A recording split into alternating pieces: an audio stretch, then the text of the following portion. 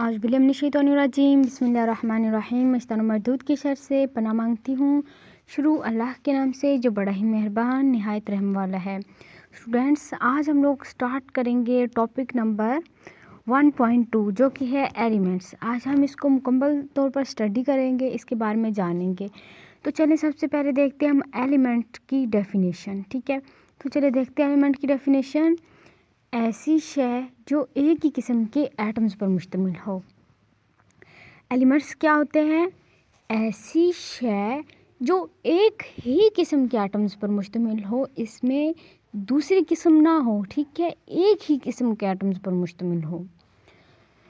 इसको मैं आपको थोड़ा और आसान करके बताती हूँ कि एलिमेंट्स क्या होते हैं।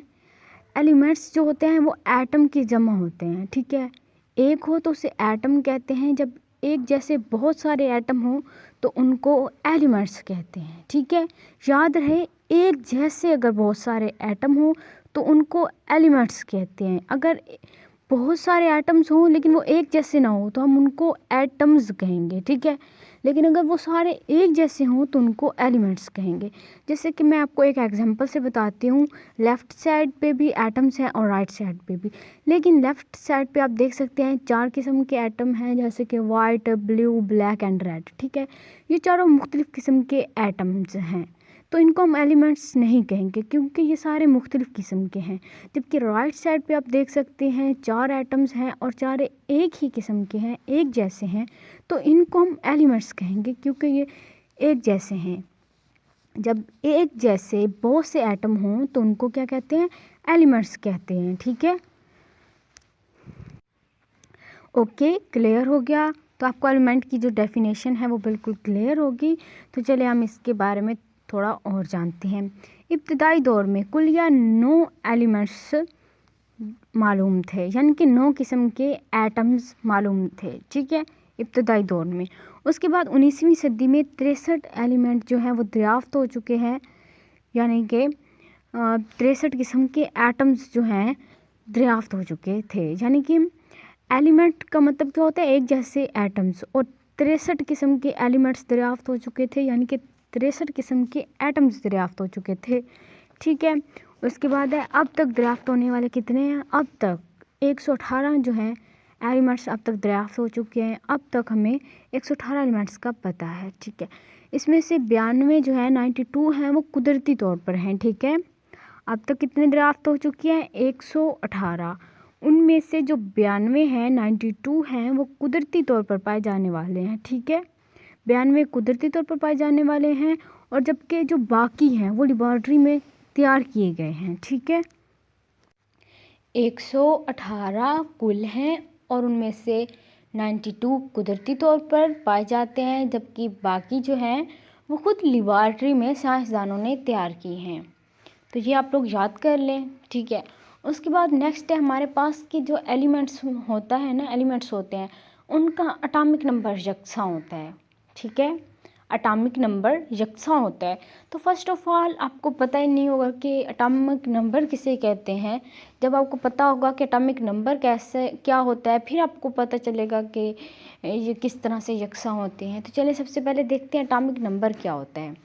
एटम की इस तरह से शक्ल होती है, अच्छी तरह से देख लें। यहाँ पे जो आप देख सकते हैं प्लस वाले जो हैं, ठीक है, वो क्या हैं? प्लस वाले ब्लू जो है वो प्रोटॉन है, और जो रेड हैं वो न्यूट्रॉन है, और जो बाहर आप देख सकते हैं माइनस वाले हैं, ग्रीन कलर में हैं, वो इलेक्ट्रॉन है। तो एटम की कुछ इस तरह से शक्ल होती है। ठीक है, तो कितने न्यूट्रॉन हैं? जो रेड वाले हैं कितने न्यूट्रॉन हैं? 5 न्यूट्रॉन हैं। जो प्लस वाले हैं वो कितने हैं? वो 4 हैं, और 4 प्रोटॉन हैं। ठीक है, और एटॉमिक नंबर क्या होता है? प्रोटॉन की तादाद जमा न्यूट्रॉन की तादाद। अगर हम प्रोटॉन की तादाद और न्यूट्रॉन की तादाद को जमा करते हैं तो वो हमारे पास एटॉमिक नंबर होता है। जैसे कि अब आप देखते हैं कि एटॉमिक नंबर जो है, यहाँ पे एटॉमिक नंबर जो है हमारे पास प्रोटॉन की तादाद 4 है, हमने 4 जमा किया, और उसके बाद न्यूट्रॉन की तादाद जो हमारे पास है वो 5 है, हमने वो 5 लिखी। इन दोनों को हमने जमा किया तो 9 आ गया। तो 9 जो हमारे पास आया है वो क्या है? वो है एटॉमिक नंबर। तो एटॉमिक नंबर किसे कहते हैं? किसी भी एटम में न्यूट्रॉन और प्रोटॉन की कुल तादाद को एटॉमिक नंबर कहते हैं, ठीक है। तो ये यकसा होता है, ठीक है, यानी कि एक एलिमेंट के अंदर जितने भी एटम होंगे सबका एटॉमिक नंबर एक जैसा होगा। अगर एक एटम का एटॉमिक नंबर 8 है तो उस एलिमेंट के जो दूसरे एटम्स होंगे उनका एटॉमिक नंबर भी 8 ही होगा।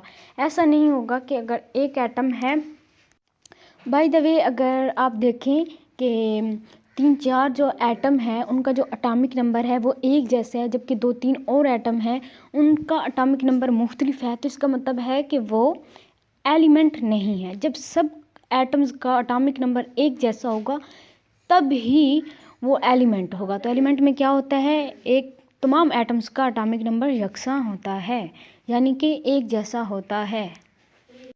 ओके, ये आपको अच्छी तरह से क्लियर हो गया। उसके बाद हम आगे बढ़ते हैं। तो यहाँ पे देख सकते हैं ये एटम्स हैं। जो ऑक्सीजन है वो भी क्या है, वो क्या है, एटम्स हैं। तो ऑक्सीजन जो है वो कशरे अर्ज़ पर, ठीक है, कितने हैं, 47% है। ऑक्सीजन समुंदर में 86% है, ठीक है। और हाइड्रोजन जो है वो करा हवाई में 78% है। इसी तरह तमाम जो है वो हमें परसेंटेज बता दी गई है कि कौन से जो एटम्स हैं, ऑक्सीजन है वो भी एटम्स ही हैं। दुनिया में जो भी चीज़ें हैं सब एटम से मिलकर बनी है, चाहे वो हम हैं, चाहे वो कोई बेजान चीज़ है, चाहे कोई जानदार चीज़ है, हर चीज़ एटम से मिलकर बनी है। चाहे कोई हवा है, पानी है, जो भी है सब एटम से बने हैं। तो यहाँ पे सिर्फ गैसेस की बात हो रही है, जैसे कि ऑक्सीजन, नाइट्रोजन, ऑक्सीजन। तो यहाँ पे एक और बात आई है, जैसे कि कशरे अर्ज़ पर कितने हैं, कशरे अर्ज़ पर 47% है, ठीक है। ऑक्सीजन कितनी है, 47% है, जबकि समंदर में ऑक्सीजन 86% है। अब आप देखें, आपके ज़हन में सवाल आएगा, जब समुंदर में ऑक्सीजन ज़्यादा है तो हम वहाँ पे क्यों नहीं रह सकते, जबकि ज़मीन पर जैसे कि कशरे अर्ज़ पर 47% है तो हम यहाँ पे तो रह सकते हैं। तो पानी में तो हालांकि कहते हैं ऑक्सीजन की कमी होती है, इस वजह से नहीं रह सकते, जबकि यहाँ बुक में तो लिखा हुआ है। तो इस हिसाब से तो यहाँ पे ज़्यादा बनती है। तो दरअसल बात यह है कि जो समुंदर है वो बहुत बड़ा है। हमारी जो ज़मीन है उसके 3 हिस्सों पर पानी है, जबकि एक हिस्सा जो है वो खुश्क है। तो अगर हम उस 3 का मुकाबला करें, कंपटीशन करें और उस एक हिस्से से, क्योंकि उसका रकबा ज़्यादा है, पानी का गहराई ज़्यादा है, ऊंचाई ज़्यादा है, वैसे भी ज़्यादा है, रकबा ज़्यादा है, इस वजह से वो ज़्यादा है, ठीक है। और अगर हम हिसाब लगाएं तो अगर ये जो ऑक्सीजन है पानी में, वो उसका हिसाब लगाएं हम अपने खुश्क जगह से, तो उस हिसाब से वो बहुत कम होगी, क्योंकि हमारा जो खुश्क इलाका है वो बहुत कम है। और यहाँ पे जो ऑक्सीजन है वो फिर भी 47 है। और जो समुंदर है वो बहुत बड़ा है, बहुत बड़ा है। हमारा जो खुश्क हिस्सा है वो बहुत कम है, और जो पानी समुंदर है वो बहुत बड़ा है, और उसमें सिर्फ 86% है। तो हर जगह पे अगर थोड़ी थोड़ी जाएगी, थोड़ी थोड़ी जाएगी तो फिर वो थोड़ी सी जाए, पूरे मुरब्बे में 1% ऑक्सीजन होगी, फिर दूसरे मुरब्बे में आधा फीसद। तो इस तरह से अगर हम देखें तो एक मुरब्बे में तो सिर्फ 1% होगी ना। इस तरह से ये रकबे के हिसाब से कम है, ठीक है। तो चलिए, अब आपको समझ आ गई होगी, क्लियर हो गया है ये भी। तो चलिए अब हम आगे बढ़ते हैं। उसके बाद है हमारे पास एलिमेंट्स की अक़साम। कौन कौन सी अक़साम होती हैं एलिमेंट्स की? ठोस, माए, गैस, ठीक है। हमारे इर्द गिर्द जितनी भी चीज़ें पाई जाती हैं, या तो वो ठोस होती हैं, या फिर वो माए होती हैं, या फिर गैस होती हैं, ठीक है। इसके अलावा हमारे इर्द गिर्द कोई चीज़ नहीं पाई जाती। तो एलिमेंट्स की कितनी अक़साम हैं? ठोस, माए, गैस। आपका पेपर में क्वेश्चन आएगा कि एलिमेंट्स की बताएं अक़साम कितनी है, तो आपने लिखना है ठोस, माए और गैस। ये 3 अक़साम हैं, याद कर लें अच्छी तरह से, ठीक है। उसके बाद हमारे पास नेक्स्ट है एलिमेंट्स की खसूसियात, ठीक है। एलिमेंट्स की क्या खसूसियात है? एलिमेंट्स की खसूसियात की बिना पर तकसीम। तो एलिमेंट्स की कितनी खसूसियात है, ठीक है, 3 की। एक है मेटल्स, दूसरा है नॉन मेटल्स, तीसरा है मेटलॉइड्स, ठीक है। खसूसियात की बिना पर 3 अक़साम हैं, ठीक है। खसूसियात की बिना पर भला जब हमारे पास पीछे जो अब जो यहाँ पे मैं बताया गया है वो क्या है? वो है एलिमेंट्स की खसूसियात की बिना पर तकसीम। जो पीछे यहाँ पे हमने देखा है वो है एलिमेंट्स की तकसीम, ठोस, माय और गैस। ठीक है, अब यहाँ पे है एलिमेंट्स की खसूसियात की बिना पर तकसीम। ये खसूसियात की बिना पर कितनी तकसीम है? Metals, non